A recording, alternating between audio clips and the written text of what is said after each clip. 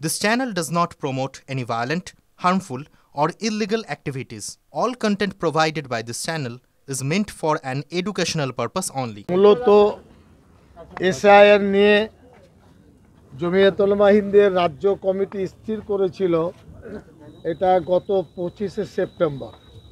আমরা রাজ্যব্যাপী মানুষের কাছে বার্তাটা পৌঁছে দেব যে নিবিড় এই ভোটার লিস্টের ব্যাপারে একটা প্রক্রিয়া শুরু হয়েছে। এটা সেপ্টেম্বর মাসের 25 তারিখ। যখনই নভেম্বর মাসের 4 তারিখ থেকে এসআইআর কাজ শুরু হয়েছে, প্রতিটি জেলা নিজের নিজের জায়গায় কাজ শুরু করেছে।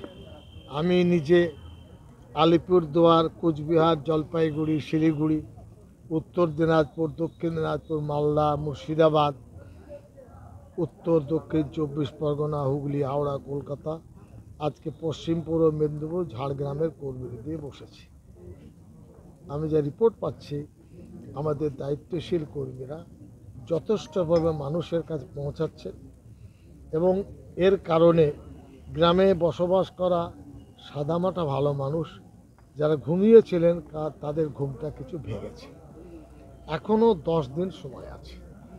এই সময়ের মধ্যে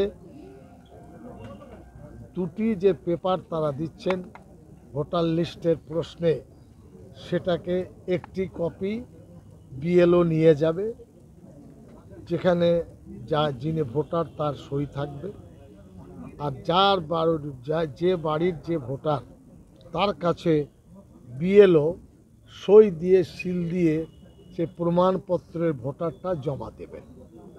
অনেক সময় দেখা যাচ্ছে এর ব্যতিক্রম ঘটছে, এটা যেন ব্যতিক্রম না হয়। নির্বাচন কমিশন 3 বার করে যেতে বলেছে। আমাদের কর্মীরা জিজ্ঞাসা করবেন 3 বার এসছেন কিনা। এখনও 10 দিন সময় কাজে লাগাতে চাইছে। আমরা বিজেপি চাইছে নির্বাচন কমিশনকে সামনে রেখে যাতে ভোটার তালিকায় পশ্চিম বাংলায় কিছু একটা করা যায়। সে কারচুপি হতে পারে, ভোটার তালিকা থেকে মানুষের নাম বাদ দেওয়া হতে পারে, অথবা জালি ভোটার ঢুকিয়ে দেওয়া হতে পারে, আসল ভোটার বাদ দেওয়া হতে পারে। আমাদের এই আন্দোলনমুখী কার্যক্রমে আমরা অনেকখানি সাবধানতার পথ ধরতে পারব। কোথাও কি কোনো সমস্যা হচ্ছে? এই চারিদিকে আত্মহত্যা হচ্ছে, বলি এটা হলো একটা মানুষের আতঙ্কের পরিবেশ মিডিয়া করেছে। আতঙ্কের কোনো প্রশ্ন নয়। উচিত ছিল নির্বাচন কমিশন ট্রেনিং দেবে, উচিত ছিল, সেটা নির্বাচন কমিশন করেনি, সেটা তার দায়িত্বহীনতা। আমি পরম্পরায় ভারতবর্ষে বাস করছি 10টা যুগ ধরে। আমার বাবা, আমার আব্বা, আমার আরও কেউ, আজকে আমাকে প্রমাণ দিতে হবে। অনেকের কাছে প্রমাণ নাও থাকতে পারে, কিন্তু তার বাড়ি আছে, তার ঘর আছে, তার জমি আছে। মানুষ হয়তো কাগজ ঠিক রাখতে পারেনি। এই আতঙ্কের প্রশ্নে নির্বাচন কমিশন যেভাবে তাদের ট্রেনিং দেওয়া দরকার ছিল তারা দেয়নি। এখনও সময় আছে, নির্বাচন কমিশন ওয়ার্কশপ করুক, পাবলিককে বোঝাক যে আপনারা এই করুন, ভয়ের কারণ নেই, এই করুন, ভয়ের কারণ নেই। কোনো কারণে কেউ মারা যাবে, দুঃখের কথা। মুখ্যমন্ত্রী বলেছেন, প্রোটেস্ট করেছেন, তিনি কাটছেন, তার বলার একটা দিক আছে। কিন্তু আমরা কি পারবো এই আপনার নিয়মতান্ত্রিক যে সুযোগটা তারা দিয়েছেন তার বাইরে এগোতে? এটাও আমরা ভাবছি। আমরা মানুষকে সচেতন করছি। কেউ যদি আতঙ্কিত হন, বিএলও আছে, তারপরে যা ধাপ আছে, প্রতিটি জায়গায় যাব, বিডিও অফিসে যাব। এবং বিশেষভাবে 9 ডিসেম্বর থেকে 9 জানুয়ারি খসড়া তালিকা প্রকাশ হলে আমরা কিন্তু বিডিওদের ঘুমাতে দেবো না। খুব পরিষ্কার, গ্রামের মানুষ জেনে নেবে তার নামটা এসেছে কিনা। না আসলে ওখানে ধস্তাধস্তি হবে, এই পরিষ্কার কথা। কারোর নাম বাদ গেলে কেউ তো সেটা কথা বলবে না। আমরা সে আবহাওয়া তৈরি করছি।